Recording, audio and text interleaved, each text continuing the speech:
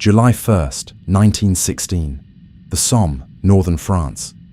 At 7:30 a.m., the British Army climbed out of its trenches and walked into no man's land. The wire they had been told was destroyed was still standing. By the end of that day, nearly 60,000 British soldiers had been killed or wounded. More than 19,000 of them were dead. It remains the single bloodiest day in British military history. This is not a story about courage. The courage was never in question. This is a story about the decisions that sent those men into a field of intact barbed wire and fully operational German machine guns, and who made them. At the Chantilly Conference in December 1915, French Commander-in-Chief Joseph Joffre proposed a coordinated offensive on multiple fronts in 1916. Russia in the east, Italy in the south, Britain and France together on the Western Front, along the Somme River, where their armies happened to meet. The Somme was simply where the British and French armies met. Nothing more. Then, on February 21st, 1916, Germany struck first. The German Imperial Army launched a massive assault on the French fortress city. The French army poured its reserves into the defense. Division by division, the French contribution to the planned Somme offensive collapsed, from 40 divisions down to 12, then to 5. What had been designed as a joint Anglo-French offensive became almost entirely a British operation. The British army that would carry this offensive was not the professional force that had entered the war in 1914. That army had been destroyed in the opening campaigns. What remained in 1916 was Kitchener's new army. Volunteers, most of them civilians, 18 months earlier, organized into Pals Battalions. Men from the same streets, the same factories, the same football clubs, enlisted and trained together. They had never fought a major battle. They were about to fight the largest one in British history. Two men were responsible for the plan executed on July 1st, General Sir Douglas Haig, Commander-in-Chief of the British Expeditionary Force, and General Sir Henry Rawlinson, Commander of the British Fourth Army. They did not agree. Rawlinson proposed a limited operation: bite and hold. Attack the German first defensive line. Consolidate. Destroy the inevitable counterattacks with artillery. Then advance and repeat. Haig rejected it. Haig wanted a decisive breakthrough. He widened the attack front and ordered that both the German first and second defensive lines be captured simultaneously. The German defensive system consisted of 3 lines. The first line faced the British trenches directly. The second line, a kilometre behind, was the main defensive position. A third line was under construction further east. Capturing all 3 in a single assault required the artillery to cover an area nearly twice what Rawlinson had planned. But the bombardment had 3 critical failures. First, the firepower was spread too thin. Haig had doubled the attack front. The shells simply could not cover it all. Second, approximately 1/3 of all shells fired were duds. Defective ammunition produced in the rush to meet wartime demand. Third, most shells were shrapnel, designed to kill soldiers in the open. Against barbed wire or concrete bunkers, they were useless. The only shell that could destroy German defenses was high explosive. There weren't enough of them. Rawlinson had assembled 1,437 guns. For 7 days and 7 nights, without pause, those guns fired 1.5 million shells into the German lines. The German defensive system had been built to survive exactly this kind of bombardment.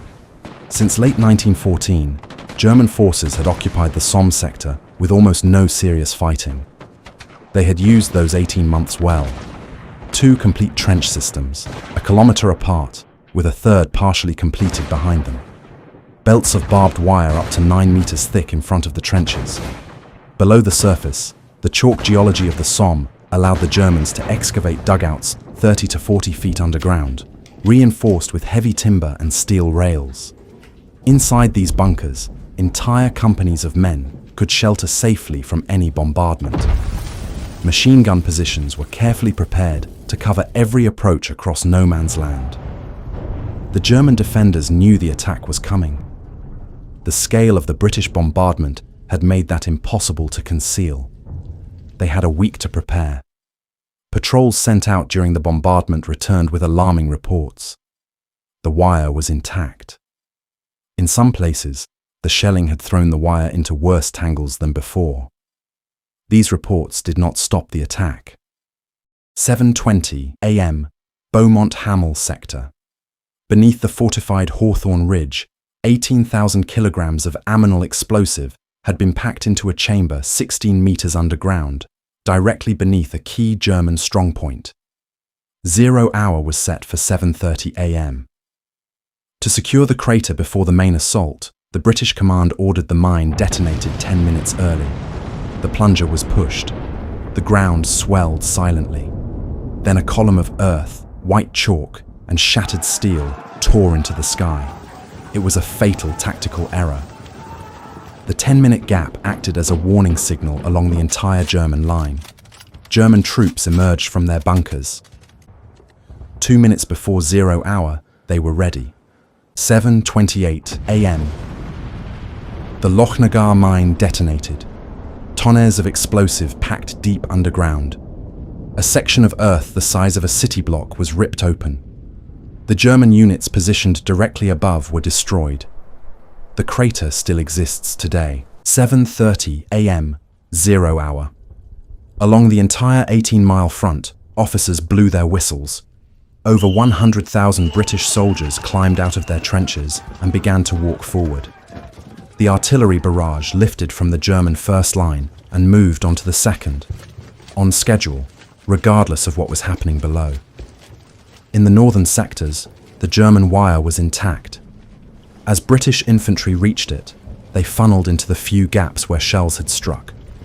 The Germans had positioned their machine guns to cover exactly those gaps. The enfilading fire, machine guns firing along the length of the advancing lines rather than into their front, cut through formations that had survived 200 meters of open ground. There were no portable field radios.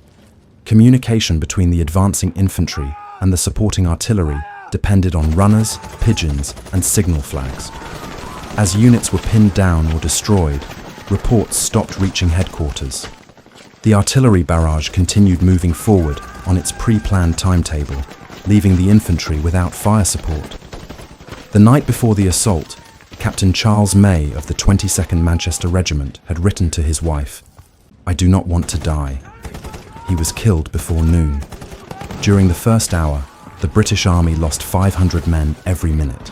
The Newfoundland Regiment advanced toward the German line. They had not been told that the units ahead of them had already been destroyed. They walked into open ground and into fully operational German machine guns. Of 801 men who went over the top, 710 fell. Every officer was lost.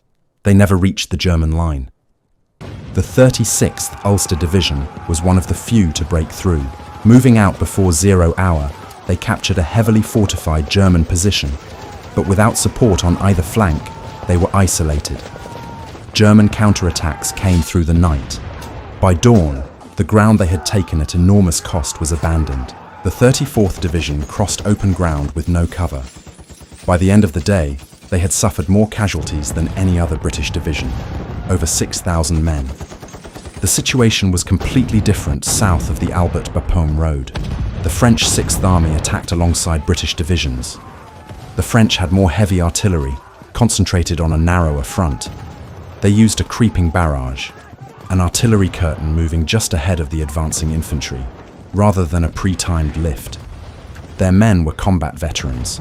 The Germans had not expected the French, still locked in the defense of Verdun, to mount a major assault here. British divisions operating alongside French forces captured the village of Montauban by mid-morning. It was the first significant British success of the day. The French 6th Army captured all of its first-day objectives. Between July 1st and July 5th, French forces advanced 10 kilometers, captured 80 heavy guns and over 8,000 prisoners. Their casualties on July 1st were a fraction of the British losses, 7,000 men compared to nearly 60,000 British. A complete breakthrough of the German southern flank was within reach. The reserves were never committed. The British collapse in the north made any exploitation impossible. The opportunity was lost. On July 2nd, Haig assessed the situation and decided to continue the offensive. The French were bleeding at Verdun. Stopping the Somme offensive would remove the only pressure keeping German reserves from flowing south. The battle would continue. The tactical lessons of July 1st were absorbed faster than the strategic decisions changed. July 13th. Rawlinson ordered a night assault against the German second defensive line, the main position that had been an objective of the first day. 22,000 British soldiers moved silently into no man's land. At 3:25 a.m., every available gun opened fire simultaneously. 5 minutes of concentrated fire, then silence. The infantry assaulted immediately. The German garrison had no time to emerge from their bunkers. The creeping barrage suppressed the machine gun positions. The second German defensive line, which had held for 13 days, collapsed within hours. July 1916. Delville Wood. The South African Brigade was assigned to capture Delville Wood and secure the right flank of the British advance. German artillery fired an unprecedented 400 shells per minute into the wood. The intense bombardment made trench excavation impossible. German infantry established interlocking machine gun nests within shell craters and shattered tree roots. Delville Wood became one of the most brutal close-quarters battles of the Somme. On September 3rd, Delville Wood was captured. The price of a single square kilometre, 25,000 men. Of the South African Brigade, fewer than 800 walked out. September 15th, 1916. The British deployed an entirely new weapon on the battlefield for the first time in history. The tank. 49 Mark I tanks were available. 17 broke down before reaching the front. 14 more were immobilized before engaging the enemy. 18 reached the German line. Fleurs. The British 41st Division and the New Zealand Division executed the assault.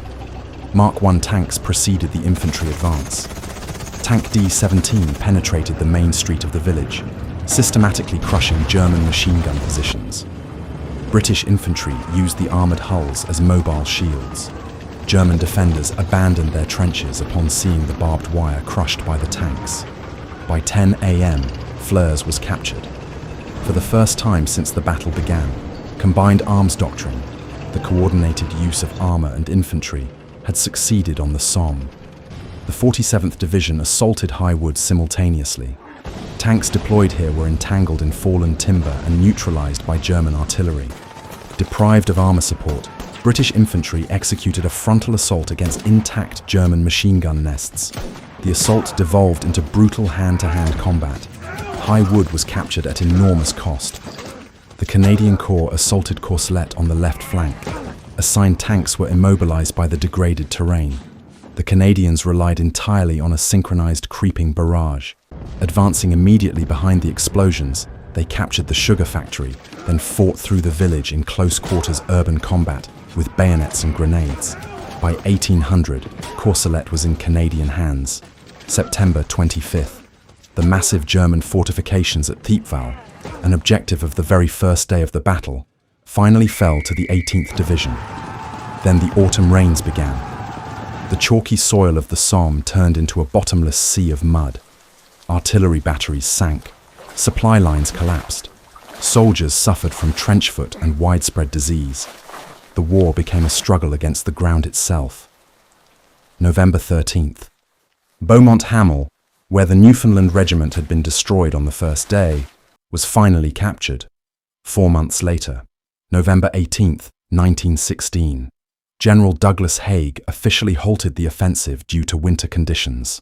The Battle of the Somme was over. The battle lasted 141 days. The Allied forces advanced a maximum of 10 kilometers.